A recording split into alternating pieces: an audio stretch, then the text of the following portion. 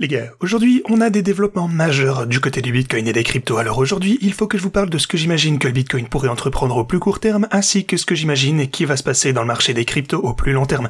Comme vous le savez les gars, pour mes graphiques au plus long terme, eh bien, j'ai aimé vous présenter ma stratégie de mois en mois, mes préférences au fil des années, alors qu'on approche de notre prochain halving. Je n'ai donc pas trop besoin de réagir à ce qui se passe pour les graphes au plus court terme, parce que ma stratégie est déjà en place, je sais comment réagir.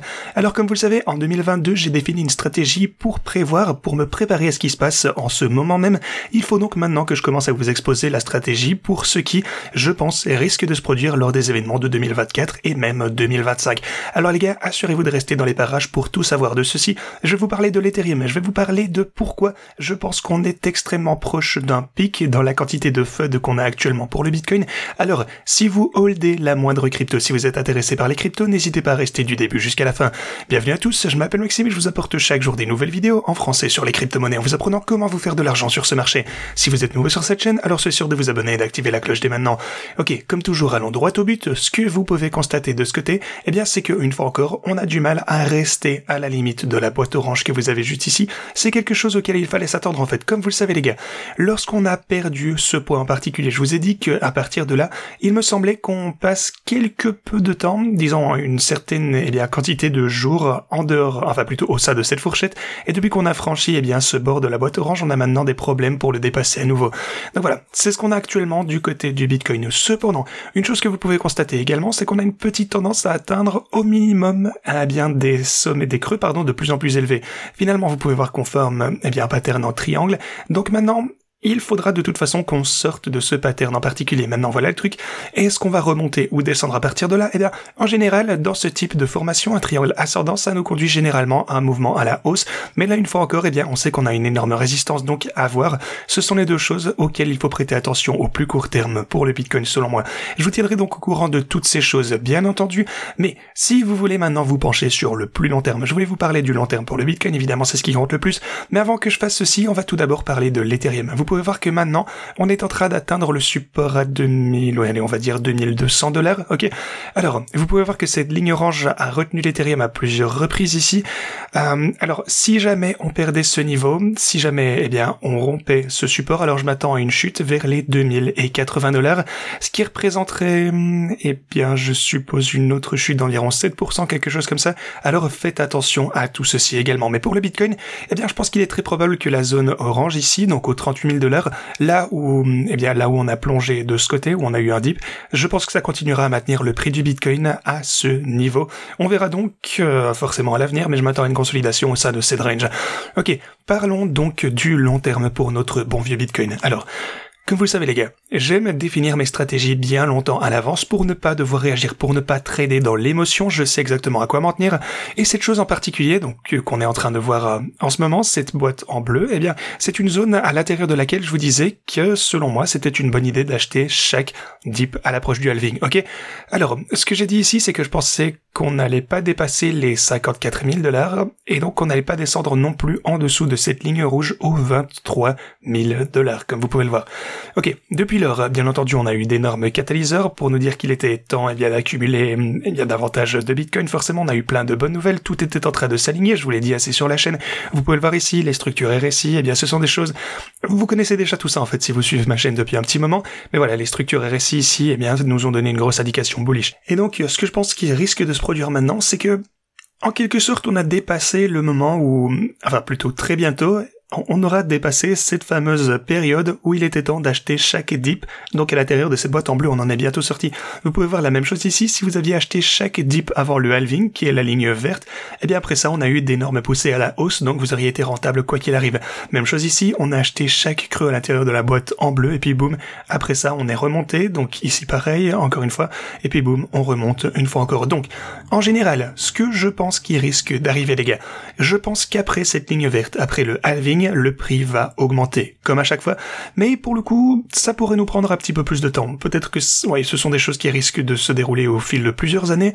Alors si vous avez accumulé au sein de cette boîte en bleu, votre prix d'entrée devrait être Eh bien oui, on a commencé à accumuler lorsqu'on a dépassé la structure RSI qui est quelque part vers les 17 000 $. Donc vraiment votre prix moyen, si vous avez accumulé à partir de ce point, surtout à l'intérieur de cette boîte en bleu, eh bien, bon évidemment ça dépend pour tout le monde, mais je pense que votre prix moyen devrait être aux alentours des 25-27 000 $, un truc du style si vous avez accumulé à partir de la cassure du RSI ici.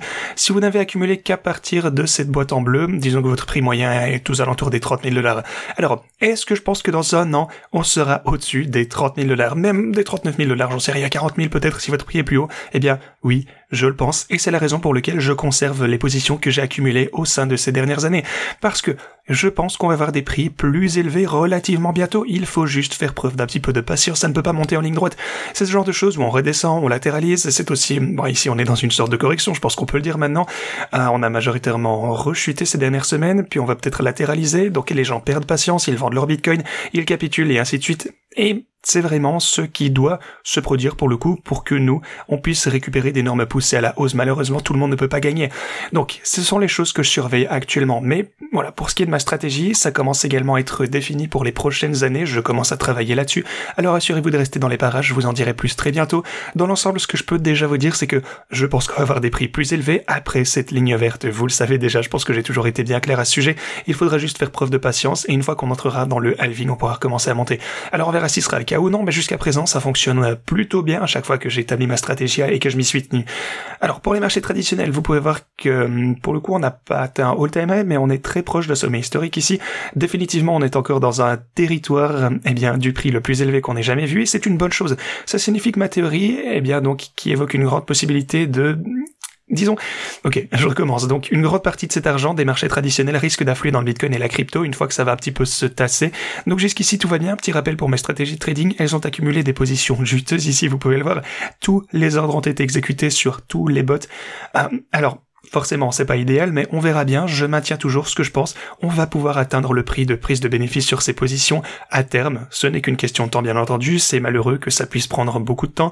Il faut qu'on remonte à des prix beaucoup plus élevés, aux environs des 46 000 $ pour le Bitcoin. C'est très très loin d'ici, c'est sûr. Mais une fois que ce sera fait, eh bien, on va atteindre le TP. On pourra atteindre un nouveau cycle. Comme toujours, vous pourrez voir tout à 100% de transparence sur ma chaîne.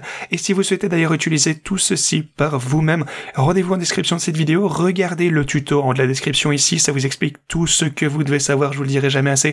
Regardez ce tuto pour prendre le moins de risques possible.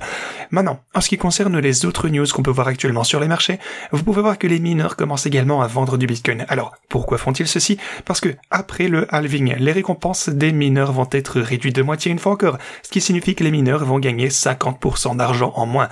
Maintenant, la difficulté, bien sûr, va s'ajuster par elle-même dans ce cas, et ça finira par, disons, revenir à un consensus, mais dans un premier temps, eh bien, les mineurs vont perdre d'un coup 50% de leurs revenus. Et bien entendu, on ne leur souhaite pas, mais c'est la réalité. C'est pourquoi ils sont en train de vendre actuellement en prévision. Et d'ailleurs, une autre personne notoire qui est en train de vendre, c'est l'oncle Sam. Les États-Unis vendent pour l'équivalent de 130 millions de dollars en Bitcoin qu'ils ont saisi sur Silk Road.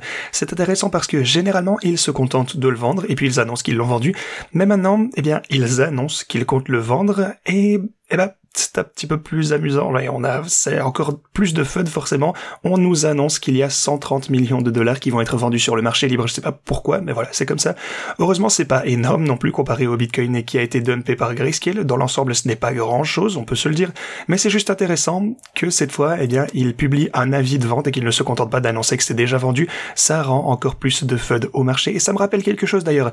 Parce que c'est vraiment le sommet du FUD. Les États-Unis dumpent sur nous. Grayscale dump, on voit des mineurs aussi qui disent qu'ils vont dumper leur Bitcoin, tout le monde est en train de vendre, visiblement évidemment, c'est ce que les gens veulent que vous croyez, donc il y a énormément de peur et de FUD sur le marché, mais en ce qui me concerne, c'est vraiment le signe qu'on est en train, eh bien, d'atteindre le bottom au plus court terme et qu'il est le temps de remplir ses positions. Alors est-ce qu'on pourrait redescendre encore plus? Bien sûr, il faut s'y préparer, c'est une possibilité, mais dans l'ensemble, je pense qu'avec toutes ces choses qui sont en train, eh bien, une fois encore de s'aligner, je pense qu'à court terme, on risque d'assister à un gros rebond de la part du Bitcoin. Maintenant voilà le truc, les bénéfices du GBTC, donc pour Grayscale, disons, sont pris à la légère selon JP Morgan. Alors, on a aussi cette chose, si vous regardez les quantités réelles que Grayscale envoie sur les plateformes d'échange et vendent, elles diminuent de plus en plus chaque jour qui passe. Ici, pour les 3 derniers jours, on a eu 429 le 24 janvier, on a eu 500... Oui, donc on va dire à partir du 22 pour le coup, pour commencer. Donc 600 millions environ le 22 janvier, et puis ensuite on a eu 516, et le lendemain, donc c'était il y a 2 jours, c'était oui, forcément il y a pas si longtemps, et puis de ce côté on a eu 429. Alors hier c'était 394, donc tout ça pour dire que c'est en train de diminuer, les ventes de Grayscale sont en train de devenir de plus en plus petits. Alors oui, c'est toujours d'énormes montants, c'est sûr, ça fait une grosse pression de vente, mais eh bien ça va revenir à consensus bien sûr relativement vite, selon lesquels Grayscale ne devra plus dumper des quantités dingues de Bitcoin sur le marché libre. Cependant, la majeure partie, eh bien, souvenez-vous de ceci, a été également compensée par les entrées dans d'autres ETF. Les gars, ceci dit, c'est tout ce que j'avais pour vous aujourd'hui. Merci d'avoir regardé et moi je vous dis à la prochaine.